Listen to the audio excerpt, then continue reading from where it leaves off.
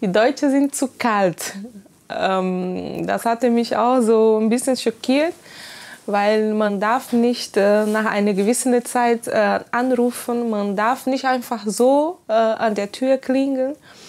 Und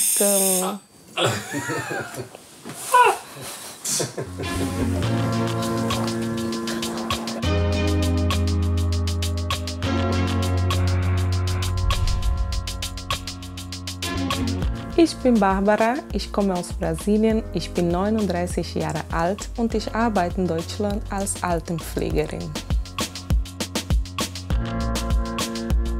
Es war nicht geplant, dass ich nach Deutschland kam.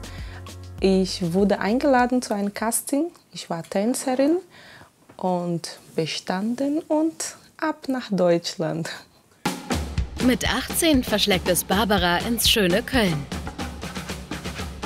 Ich war Tänzerin, wir hatten einen Choreografen. 2-mal die Woche mindestens haben wir dann geprobt. Die brasilianische Samba- und Salsa-Tänzerin ist jahrelang viel gefragt. Oft hat sie mehrere Auftritte in einer Nacht. Der straffe Terminplan wird zum Problem, als sie Mutter wird. Maria Claras Vater hat auch in der Gastronomie gearbeitet und der hat auch dann früher angefangen und bis spät, bis also Mitternacht, 1 Uhr. Die Familie ist auf Kinderbetreuung angewiesen. Ich musste dann viele ausgeben, weil ich von Anfang an viele Babysitter bezahlt habe. Es waren mehrere, bis ich eine liebe Frau getroffen habe, die dann Jahre mit mir geblieben ist. Seid auch ihr auf der Suche nach einer Kinderbetreuung? In Deutschland gibt es viele Möglichkeiten, wie Kita, Krippe oder Tagesmutter. Denkt daran, gerade in größeren Städten gibt es zu wenig Plätze und ihr müsst euch frühzeitig anmelden. Mehr Infos unter dem Video. Wir waren bis Maria Clara so 5 waren wir zusammen. Danach haben wir uns getrennt. Als Mutter selbstständig zu sein, oft nachts zu arbeiten und nebenbei den Haushalt zu schmeißen, wird Barbara zu viel. Sie muss einen Schlussstrich ziehen.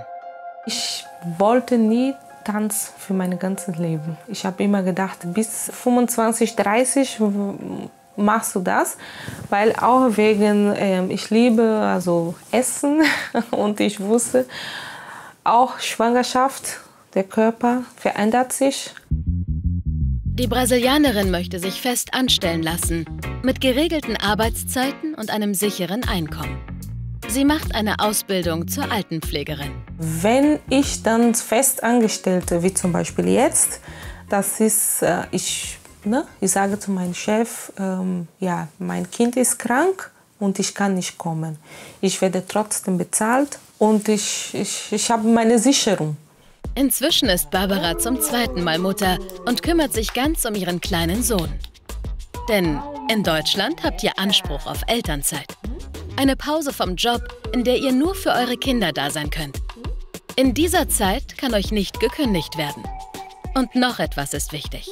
Finanziell zum Beispiel, ich habe mein Gehalt weiterbekommen und heute, so meine Eltern Geld, das ist nicht so viel, aber dafür habe ich die Möglichkeit, zumindest zu Hause mit meinem Kind zu bleiben und diese ganzen Kosten werden dann gedeckt. In Deutschland könnt ihr Elterngeld beantragen. Das ist eine finanzielle Unterstützung für die erste Zeit mit eurem Nachwuchs. Wie hoch euer Elterngeld ist, hängt von eurem Einkommen ab. Alle Infos dazu haben wir euch unten verlinkt. Heute, ich sage, nee, festangestellt ist viel besser, also für Mütter. Ne? Und ja, also das ist ein großer Unterschied. Mehr über Barbara findet ihr hier. Und noch viele weitere spannende Videos.